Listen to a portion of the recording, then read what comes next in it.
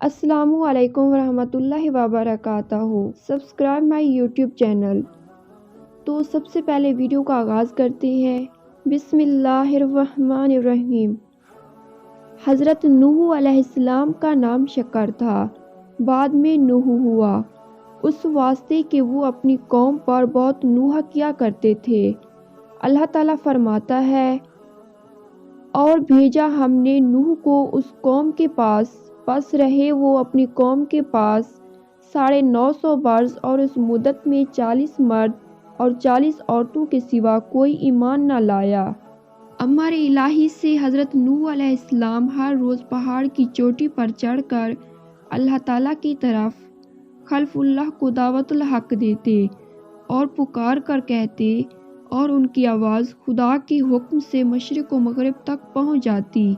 اس وقت کے مرد لوگ اس کلمہ کی آواز سن کر انگلیاں اپنے کانوں میں ڈال لیتے، اور بعض معلوم کپڑوں سے اپنا منہ کو چھپا لیتے، اور بعض کافر یہ آواز سن کر بھاگ جاتے جبکہ وہ ان مردودوں کو اللہ تعالیٰ کی طرف دعوت دیتے۔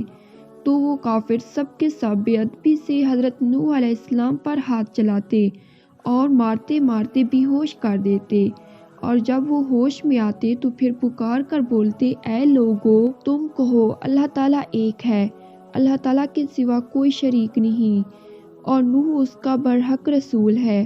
اور ایک روز کا ذکر ہے، حضرت نوح علیہ السلام کے گلے میں کافروں نے رسی ڈال کر کھینچا، تو اس صدمے اور تکلیف سے حضرت نوح علیہ السلام 3 روز شدید بے قرار رہے، پھر بھی دعوت الہی میں برابر لگے رہے اور کسی قسم کی کوئی کوتاہی نہیں کی، اور اللہ کے واسطے تکلیفیں اٹھا کر خلف اللہ کو دعوت دیا کرتے تھے، یہاں تک کہ طوفان کی نوبت آ پہنچی۔ اور ایک دن کا ذکر ہے کہ حضرت نوح علیہ السلام نے اپنی قوم کو اللہ تعالیٰ کی طرف دعوت دی، تو کافروں نے آ کر حضرت نوح علیہ السلام کو ایسا مارا کہ تمام کپڑے لہولہان ہو گئے۔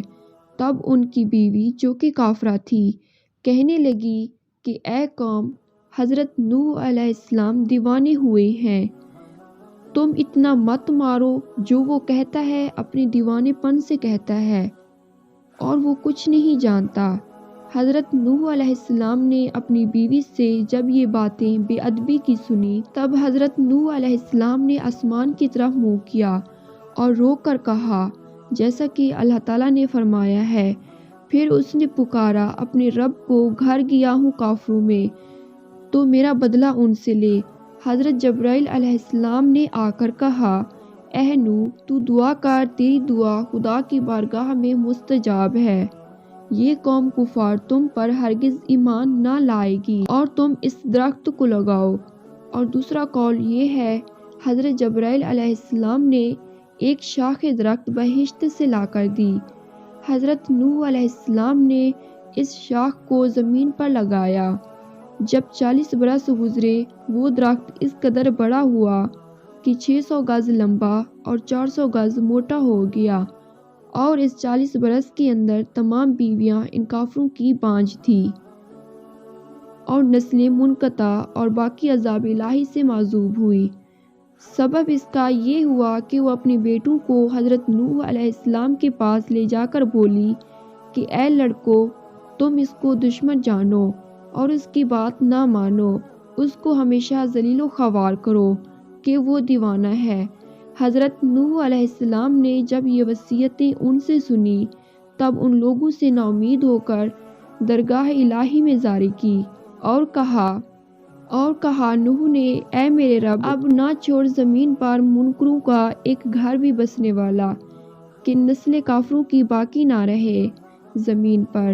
تب حضرت جبرائیل علیہ السلام تشریف لائے اور فرمایا کہ اے نوح علیہ السلام، اس درخت سے تو ایک کشتی بنا۔ حضرت نوح علیہ السلام نے کہا کہ کس طرح بناؤں؟ حضرت جبرائیل علیہ السلام نے کہا کہ تو اس درخت کو کاٹ اور چیر کر تختے بنا، میں تجھے بتاؤں گا۔ حضرت نوح علیہ السلام نے اس درخت کو کاٹا اور چیر کر تختے بنائے۔ اللہ تعالیٰ نے فرمایا ہے، ہمارے روبرو ایک کشتی بناؤ اور ظالموں کے بارے میں مجھ سے کچھ نہ بول، یہ تو بے شک غرق ہوں گے۔ تو اس درخت کے تختوں سے کشتی بنا اور شاخوں سے اس کی میخیں لگا۔ حضرت نوح علیہ السلام نے درخت کے تختے بنائے۔ پہلے تختے پر نام حضرت آدم علیہ السلام کا، دوسرے تختے پر نام حضرت شیش علیہ السلام کا، تیسرے تختے پر نام حضرت ادریس علیہ السلام کا، اور چوتھے تختے پر نام حضرت نوح علیہ السلام کا، اور پانچویں تختے پر نام حضرت موسیٰ علیہ السلام کا، اور چھٹے تختے پر نام حضرت صالح علیہ السلام کا، اور ساتویں تختے پر نام حضرت ابراہیم علیہ السلام کا، اور اسی طرح 1,24,000 تختے نام سے 1,00,000 پیغمبروں کے نکالے، یعنی کہ ہر تختہ پر ایک ایک پیغمبر کا نام لکھا تھا، اور آخری تختے پر نام حضرت محمد صلی اللہ علیہ وآلہ وسلم کا تھا، جو خاتم الانبیاء ہیں۔ حضرت نوح علیہ السلام نے جبرائیل علیہ السلام کی تعلیم سے کشتی بنائی۔ طول اس کشتی کا 1,000 گز اور عرض اس کا 400 گز تھا۔ جب کشتی تیار ہوئی تو اس کشتی کو دیکھ کر کافر لوگ بہت ہنسے اور افسوس کرنے لگے، جیسا کہ اللہ تعالیٰ نے فرمایا ہے، اور نوح علیہ السلام کشتی بناتے تھے، اور جب اس قوم کے سردار اس جگہ سے گزرے تو وہ ہنسی کرتے۔ اس پر نوح نے ان سے کہا کہ اگر تم ہنسی کرتے ہو ہم پر تو ہم ہنستے ہیں تم پر جیسے تم ہنستے ہو، اور اب آگے جان لو کہ کس پر عذاب آتا ہے، عذاب رسوا کرنے والا اور ہمیشہ رہنے والا۔ کہ وہ کافر ہنستے تھے کہ خشک زمین میں غرق ہونے کا بچاؤ کرتا ہے، اور حضرت نوح علیہ السلام اس چیز پر ہنستے تھے کہ دیکھو ان کے سر پر موت ہے اور یہ لوگ ہنستے ہیں۔ غرض کشتی تیار ہو گئی اور اس میں 4 تختے کم ہو گئے۔ حضرت نوح علیہ السلام نے حضرت جبرائیل علیہ السلام سے کہا تو حضرت جبرائیل علیہ السلام نے کہا کہ حضرت محمد صلی اللہ علیہ وآلہ وسلم خاتم الانبیاء ہیں۔ 4 تختے ان کے 4 دوست کے نام سے، ان کے نام یہ ہیں: حضرت ابوبکر صدیق رضی اللہ تعالیٰ عنہ، حضرت عمر بن خطاب رضی اللہ تعالیٰ عنہ، تیسرے حضرت عثمان غنی رضی اللہ تعالیٰ عنہ، اور چوتھے حضرت علی رضی اللہ تعالیٰ عنہ کے نام لگانا چاہیے۔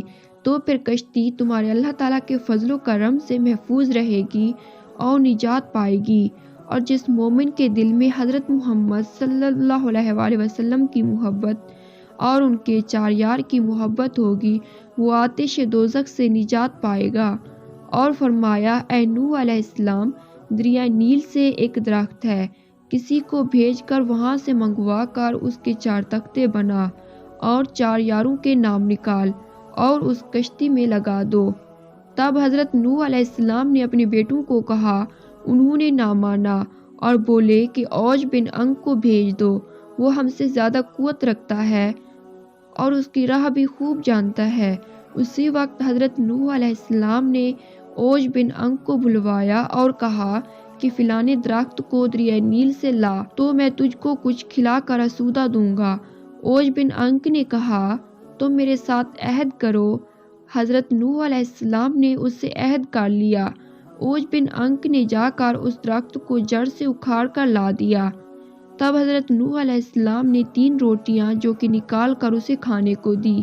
اوج بن انگ انہیں دیکھ کر ہنس دیا اور کہا کہ اے حضرت نوح علیہ السلام، میں 12,000 روٹیاں ایک وقت میں کھا لیتا ہوں، تو میں اپنے کھانے کا کیا حساب دوں؟ حضرت نوح علیہ السلام نے اللہ تعالیٰ سے دعا کی، اے رب، لوگوں نے میرا کہنا نہیں مانا، ایسے شخصوں کی پیروی کی جس کے مال اور اولاد نے ان کو زیادہ ہی نقصان پہنچایا۔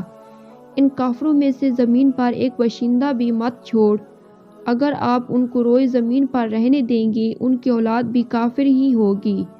حضرت نوح علیہ السلام کی دعا قبول ہوئی، اللہ کا عذاب آ چلا، گھر کے تنور سے پانی ابل پڑا، پانی کا ریلا تیزی سے بہنے لگا۔ جس جگہ سے پانی ابل پڑا وہ جگہ کوفہ کی ایک مسجد تھی جس کا نام مسجد الانبیاء ہے۔ دوسری طرف آسمان پر خوفناک سیاہ بادل چھانے لگے۔ حضرت نوح علیہ السلام نے دیکھا کہ زمین سے چشمے پھوٹ رہے ہیں۔ حضرت نوح علیہ السلام نے کہا کہ یہ عذاب کی علامت ہے۔ کافر کہنے لگے کہ طوفان تو آتے ہی رہتے ہیں، بارشیں ہوتی رہتی ہیں، یہ تو کوئی نئی بات نہیں ہے، कुछ देर बाद मौसम बदल जाएगा। देखते ही देखते हवा का तेज झोंका आया, जिससे हर चीज़ हिल गई। फिर पानी बरसना शुरू हुआ। बारिश में इतनी शिद्दत थी जैसे कि आसमान ने अपने तमाम दरवाजे खोल दिए हों। हज़रत नूह अलैहिस्सलाम ने ईमान वालों से कहा कि कश्ती पर सवार हो जाओ। अल्लाह ताला ने फरमाया कि हर किस्म के जानवरों का जोड़ा भी कश्ती में सवार कर लो। हज़रत नूह अलैहिस्सलाम ने अल्लाह के हुक्म की तामील की, हर जानवर का सवार कर लिया। कश्ती में एक अलहदा जगह पर सब जानवरों को बंद कर दिया गया। तूफान चलने लगा। बारिश से नदी, नाले और ज़मीन पर पानी भर गया। फिर ज़मीन के हर हिस्सा में पानी बहने लगा। अब हज़रत नूह अलैहिस्सलाम का जहाज़ तैरने लगा। पानी ऊंचा हो रहा था। हज़रत नूह अलैहिस्सलाम की नज़र जब बेटे पर पड़ी तो आवाज़ लगाने लगे, बेटा अब इस कश्ती में सवार हो जाओ, तुम्हारी जान बच जाएगी, अब काफिरों का साथ छोड़ दो। तो बेटे ने जवाब दिया, मैं पहाड़ की ऊंची चोटी पर चढ़ जाऊंगा, पानी वहां तक नहीं पहुंचेगा।